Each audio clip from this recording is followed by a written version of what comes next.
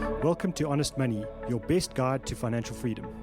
I'm Warren Ingram, the author of a few best-selling books, and I'm also an award-winning financial planner, and I've helped thousands of people on their journey to financial freedom. I'm not here to tell you what to do, but I am here to share my experience and the best ideas that I've learned, and I hope these ideas help you on your journey to financial freedom. Hi, Warren and team. This is Matthew from Durban. I have a question with regards to retirement contributions to your company, Provident Fund, and ETFs. My current thinking is to sort of do the 12 to 15% contribution to the Provident Fund and not max out my yearly contributions, and rather take additional money and funnel it into ETFs like the Satrix Emerging Markets or the MSCI World or the S&P 500, because obviously with the Regulation 28, there is limited exposure to overseas markets and provident funds, and therefore I'd rather gain extra exposure through ETFs. So I'd love to know your thoughts on that sort of thinking. Should one rather be maxing out their provident fund contribution for the year, or should it sort of be a 12 to 15% contribution and then put more money into ETFs that give you global exposure? Thanks so much. Thanks very much for that question, Matthew. It's great to hear our listeners from all around the country, so we appreciate you listening from Durban. I think it's a really good question you're asking around contributing to retirement funds versus contributing to other, let's just call them discretionary investments, whether it's a tax-free savings account or a standalone exchange-traded fund or unit trust. The concerns a lot of people would have is that they don't want to lock all their money into their retirement funds if that's where all their savings goes. That they know that they can't really access that money until they're 55. And secondly, that there's this thing called Regulation 28, which controls how retirement funds can invest. And it also then therefore limits how much a retirement fund can invest in South Africa, how much it can invest overseas, what it can put in shares. So there's a lot of restrictions within Regulation 28. And that often makes people want to avoid retirement funds altogether.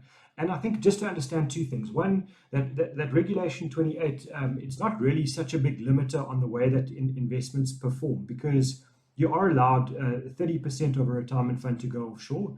And secondly, a lot of the JSE is quite rand hedged. So probably, a retirement fund that's got, maximum exposure to shares of, and then the maximum offshore exposure probably has about a 50% rand hedge ability within that retirement fund, which I think is fairly decent.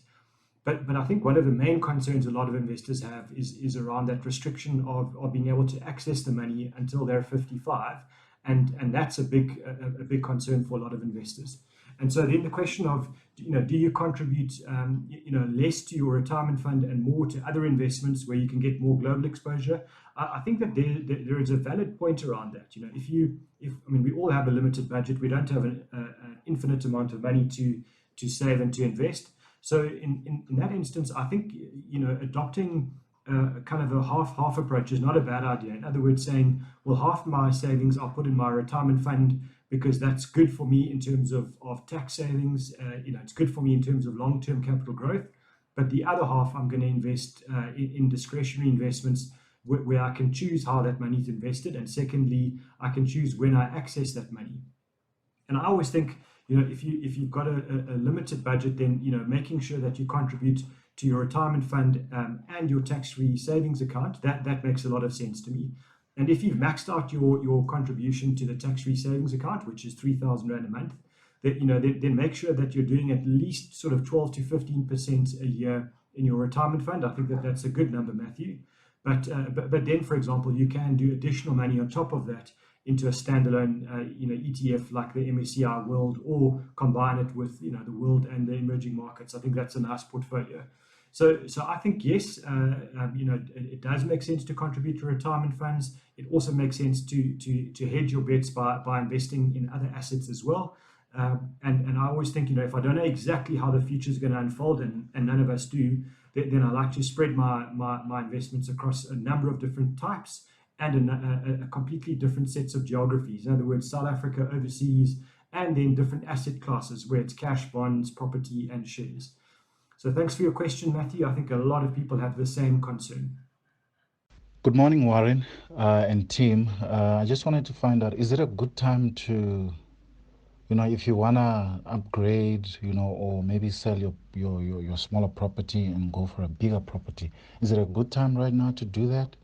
And yeah, what is your advice on let's say in a marriage situation where two people get married, they've got properties, and if they want to let's say go and stay in one of the houses, or can they stay in one of the houses, or can they go and purchase a new place, just for the sake of togetherness, or a 50-50 situation, so what's your take on that? Thank you.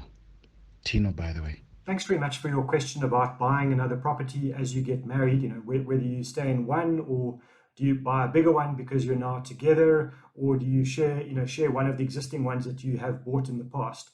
I think to understand property, we need to understand costs of buying a property, costs of selling a property, and the ongoing costs of owning a property. And often we don't really think about those costs when we talk about properties. We just, our parents and our grandparents always say, don't pay off someone else's bond, make sure you own your own property, and that's the best thing to do long term.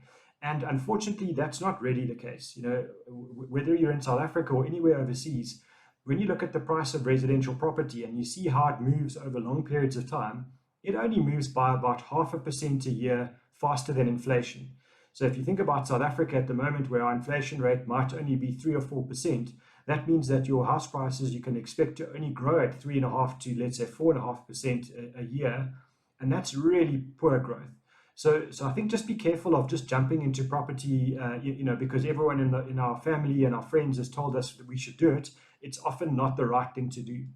But in your situation where you are now married and you've got a property and your wife's got a property and you're trying to decide what to do, I think you need to look at the costs of what your decisions will be. So in other words, moving into a place that you already own, whether it's your place or your wife's place, that's really a lifestyle decision. And I would make that based on the size of the place, and also how close it is to your respective places of work, etc., etc. I would say that that's a better decision to me than selling one or both of your existing properties to buy a new one. What you should try to do is, when you buy a property, you should try and stay in that property for at least 8 years or longer, because if you stay in the property for a long period of time, then all the costs you've paid for lawyers' fees, bond registration, estate agent, all of that stuff, those costs get spread out over a longer period of time, and therefore it makes it a bit more cost effective to buy the property.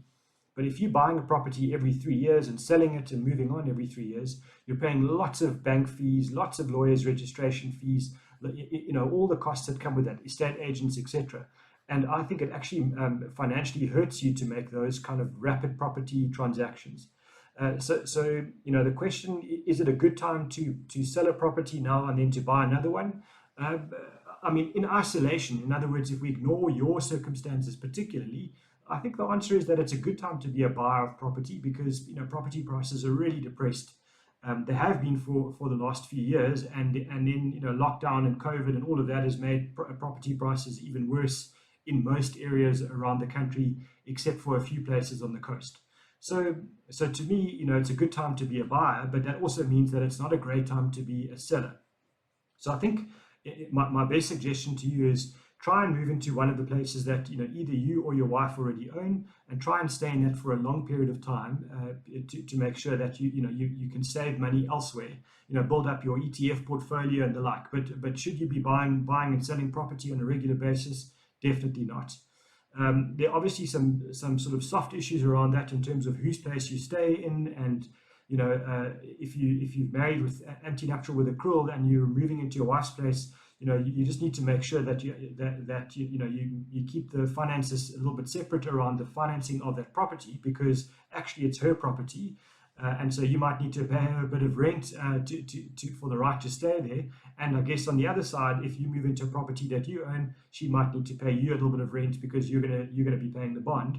But that's only fair. I think just to understand that you talk through these issues together, and know that eventually you're making the right decision over time, and that each of you is saving as well. So yeah, I think be slow to buy and much slower to sell a property. If you can afford to hold on, then you should hold on. And if the place is a bit small but you can stay in there for a few more years, try and do that.